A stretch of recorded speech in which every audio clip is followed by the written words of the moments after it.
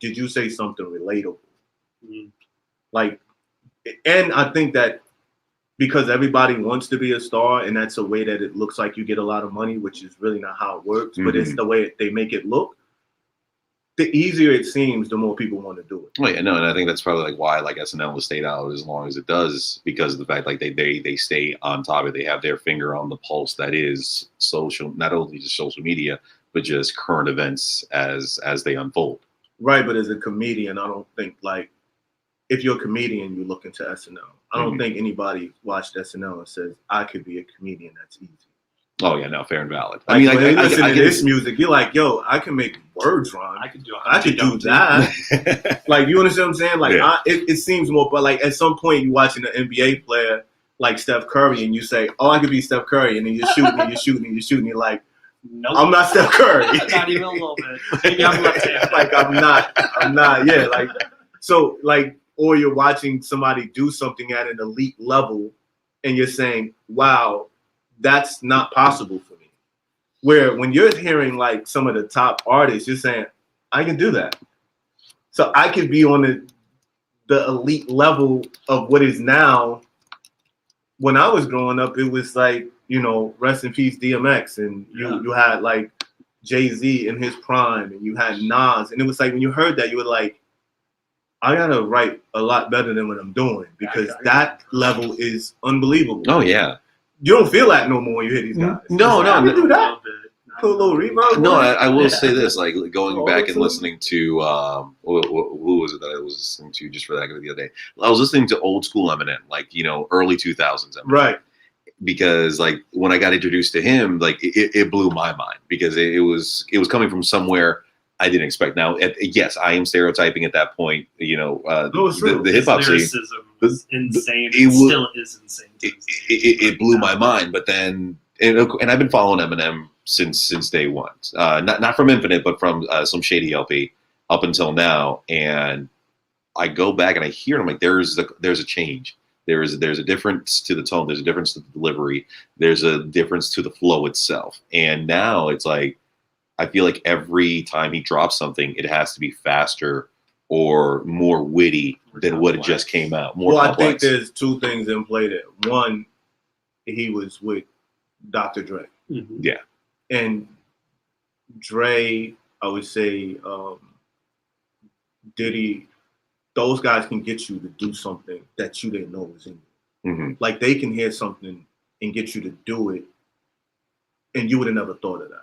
So the sound that you're hearing is Eminem, but that's also Dre like producing it. Oh yeah. Not like making beats, like producing it. And so that there's that aspect to it. And now you don't have that. Like he's kind of like producing himself. Yeah. So it's like the Prince Purple Rain movie. It's like you hear something, you love it. And there are going to be people that love it too, but it's not like there's nobody there to tell Eminem that's not it. Yeah. Like Eminem's like, dude, I'm Eminem, just sit back. Yeah. And then the numbers tell him that it's still good. So, you know, it's like, you know, it's a difficult situation with him. As much as I would like, people just killed, well, they didn't kill, but some people weren't in favor of a song that Jay-Z and Nas just did on DJ Khaled's new album. And then speaking much differently than what they did back when I was growing up listening to them in the 90s. Yeah. It's a very different brand of music. And some people want to hear that again, but they're in a different place. Eminem's in a different place. Like the stuff that you rhymed about at that time is not your reality anymore. That's what I was going to actually go to, because, you know, going back again to your TED Talk, the process, would you say necessarily that Eminem is just then going along in his process because, you know, starting off in 8 Mile in the Michigan, Detroit area, living through all that, you know, then going out to Cali to do stuff with Dre, you're saying, you know, the process has led him to all this. And then, you know, he got super famous, all his albums went super whatever. He went through sobriety, or, you know, his super whatever stage where he did all the drugs and different things and alcohol, and now he's sober again. So it's like the process is kind of just molded and evolved him to now it is what he is, because he's not what he was. I think that, I think a process got him to a point. Like the process got him to Dre, right? And then he started a new process from there on learning how to be a superstar. Okay. The thing about that I've realized from being around people that are like Superstars. can't walk the streets, Yeah. it's not a place they want to be. Right. You understand what I'm saying? Yeah. Uh-huh. Like people always want to be famous until they're famous. Mhm. It's the catch. And the reason that people stay in the fame is because there's benefits to it. Yeah. But you give up a lot. Mhm. And I was going to ask earlier in regards to that, like growing up in Atlantic City, Right. and then getting to your early 20s and being part of that scene. Was it what you expected, or was it more? No, it was more like the different from me than probably most other people is I came into the scene with a famous brother. Mm-hmm. So my brother was on top of the world. And I walked into a ready-made situation. It was like what you see in the videos. Like that was our real life. Yeah. Like it was like literally you walk up, you don't wait online, you get VIP. It's all boom, boom, boom. Mm-hmm. So for me, it was amazing. But the thing for me is like, I never felt like that's not where I was supposed to be. And why is that? Because I always thought I was like just a dope person regardless. Okay. Superstar. Like word, like I didn't come up with that name. Somebody else says that. Mm-hmm. Like somebody else gives you that name because you just showed up like that. Like I would have showed up that same way had my brother been famous or not. Because we just thought we was dope. Yeah. Like regardless. Like I never, not that I never, but by the time I was in my 20s, it was like there's nothing you can tell me that I can't do. Yeah, because like there's a thin line between confidence and cockiness. No, I was like completely overly arrogant. Okay. And it like didn't serve me great in a lot of areas. Mm-hmm. Because I really didn't care what you thought. Right? Like I'm the guy regardless. And I took advice from certain people. Like I got better because my guy Dave Dar, I remember like I thought I was really good. Right? I remember a friend of mine, she said, "You're standing too close to your own projects." Ooh. And at the time I was like, "What you talking about? Like I'm dope. It's me." Yeah. And it was like a female, and I was like, "Come on, you like me? Everybody likes me." Like this is my mentality. And it took me a minute to understand what she was saying. Like, yeah, when I was back in Atlantic City, could I walk up anywhere and battle anybody and be better than them? Yeah, I was standing too close to my own projects. Get outside of Atlantic City and see if that's the same, if that's the case. Mhm. And when I was outside of Atlantic City, I still thought it was the case. Oh. Right? Okay. But it wasn't. There was some other dudes. Yeah, And then a guy that I knew, like, worked with, like, dudes that I respected, like, when I remember recording something, I knew I had got better, right? Mm-hmm. And I played it for him, and he said to me, and I'll never forget this, and Dave Dar says to me, he says, on the phone we talked, and he said, "Yo, that's really good. Like, I remember, like, you thought you was Jordan, but you was Harold Miner. Oh man. But now, like, you like Kobe." Oh shit. Right, but the fact that I was Harold Miner thinking I was Jordan, you understand what I'm saying? No, Like, Mentality, it was like crazy. Like, damn, like you could have told. Like he used to record me. Yeah, like yeah. like he was my engineer, like in the studio, and he was like, yeah, he was kind of But like. I think that's more the hyped one than thing that like Flavor. I think that's like the one thing that drives anyone who's like wanting to show their creative side. Like they don't want to emulate a certain individual. They don't want to be like compared to like I'm sure basketball players like they don't want to be Jordan. They want to be themselves. They want to be beyond of what their capabilities are. And like as a podcaster, I feel like everyone. And the second someone says podcasting, the things that pop into their head, Joe Rogan. Right. You know, because he's been out there for God knows how long. And I always joke around and be like, Joe Rogan was the first podcaster. It was Winston Churchill, who was the original podcaster. Of course. But like saying that, like you have to make your own mark. You have to do your own thing, whether it's inspiration coming from a quick song you heard as a child or seeing a concert when you were a teenager. You still have that drive. You still have that inspiration, but you're molding it into what you are going to be, which is the end product. Right, but you're a hockey guy, right? Yeah. Somebody comes to you and says, like, you're the Mario Lemieux or you're the Wayne Gretzky of podcasting. That's good. Mm-hmm. Like, if you think you're that, that's good. Oh yeah, no. I If somebody comes to you and say, "Yo, you thought you was Gretzky, you was really Niedermeyer." You would be like, You'll be like, wait, what? It's still a Hall of Famer. Exactly. I was just gonna say, But like, it's that's still- it's really not that that's- bad of a but the- compliment. But yes, it's a very different level between Gretzky and Niedermeyer. Like, you understand what I'm saying? It's like, yo, you're still good, but like not what I thought I was. Exactly. You understand what I'm saying? It's like it's a miles away. Like, yeah, God damn. I love it. Absolutely. Oh man, I usually try to keep these shows to the hour mark because usually by a certain time, and I know you got some shit to do as well.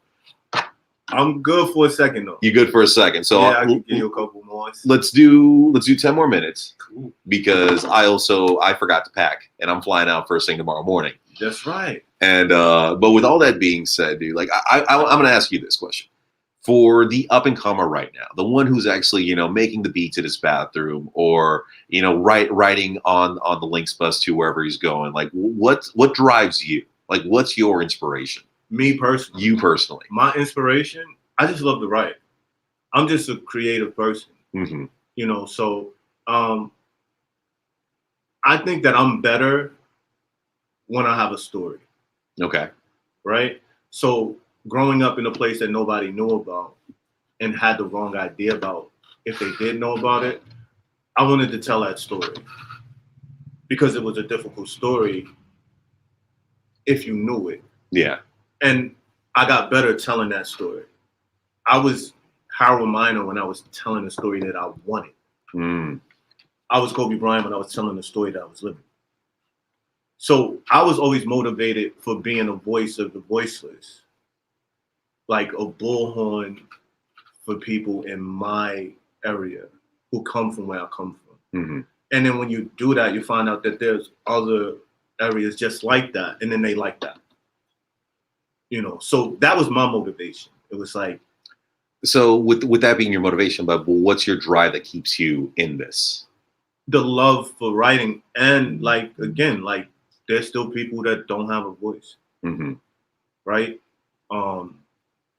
Another thing is my uncle, I've been hip hop my whole life. Like some people say, I'm born and raised hip hop. My uncle had the first group in East Orange. Like Tretch, Naughty by Nature, all of them know my uncle. Cool. Wow. Like he was Stone, they were like the dudes. So I grew up in this. And a few years ago, my uncle passed. And this next project I'm doing is almost like an ode to him. So that's a driving factor. Mm-hmm. Like I'm gonna do another project for more of a drive or more of a inspiration? It's driving me. Okay. It's driving me. And in that project, would you do, I guess within it, are you gonna do like a lot of samples of like when he was back doing his thing, or no? I just let the music drive me. Okay. If the beat makes sense, the words make sense with the I'm just beat. curious if you had like an angle you were trying to go with the project. No, not you're doing it.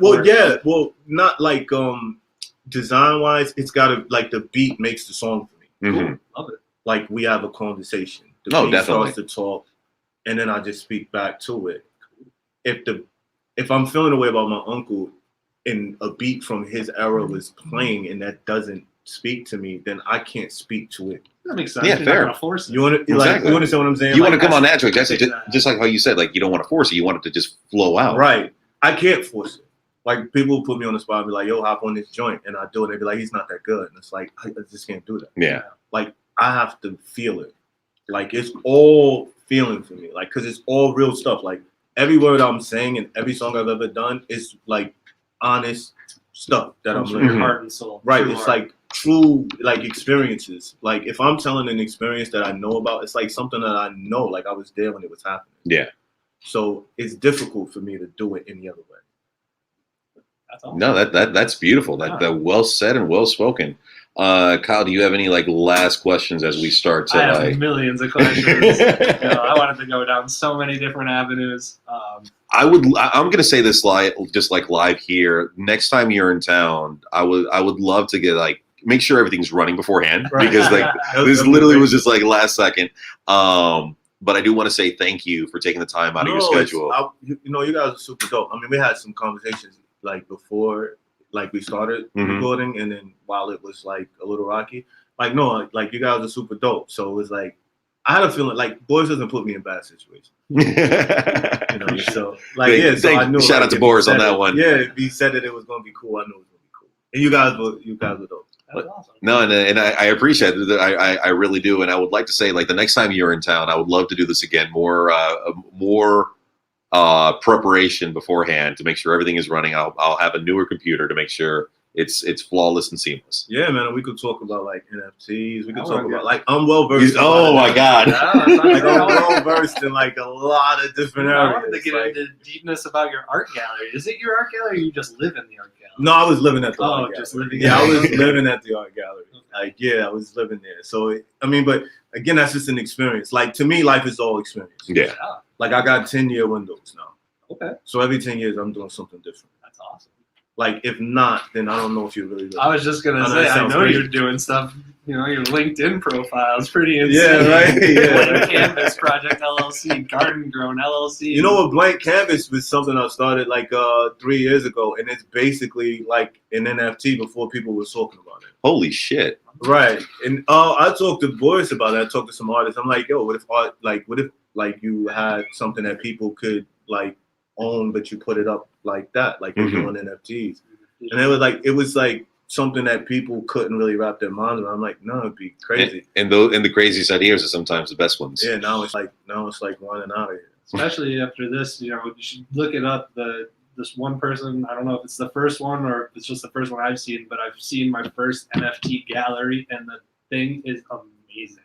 Right, because absolutely people the craziest. Well, galleries aren't really like geared to really sell your art. Right. Yeah. You know what I mean? The art really occupies the space. And the galleries are always kind of like stuffy. You got the white lights and stuff. Like this is now more, it's more niche and like molded towards you. You got like the dark lights and you got neons. It's and a lot of people don't feel like they belong in galleries. Exactly. Yeah, they're not really welcoming a lot of times either. They're really not. They're really not. You don't not. feel like it's somewhere you can walk in with just like regular clothes. You know what I mean? It's like for sure. So. Agreed. And the NFT, you get to like have that experience like without having to feel uncomfortable in your own skin being there. So that's dope. But I will say this: next time that you do come in, I wouldn't want it to be a guest on With a Side of Chaos. I want it to be on the project that Kyle is working on, because he kind of like threw the idea around of a show that he wants to develop. And I'm not gonna lie, today's opportunity happened because I wanted it to happen. Then you, Kyle, seriously, like you proved you can do this. You have no issue being able to run a show, run a conversation, and this was a great experience. I look forward to seeing your growth and your development in the podcast world. And I want to say once again, thank you so much for coming out here. Thanks, man. Anwar. And Anwar, right? Anwar, yes, Anwar. Absolutely. I keep saying so much. It was Anwar. so awesome to just pick your brain. You're such a easy to talk to, dude. But as always, if you're not laughing, you're not living. Live every day to the fullest, but always do it with a side of chaos. We'll see you guys next week.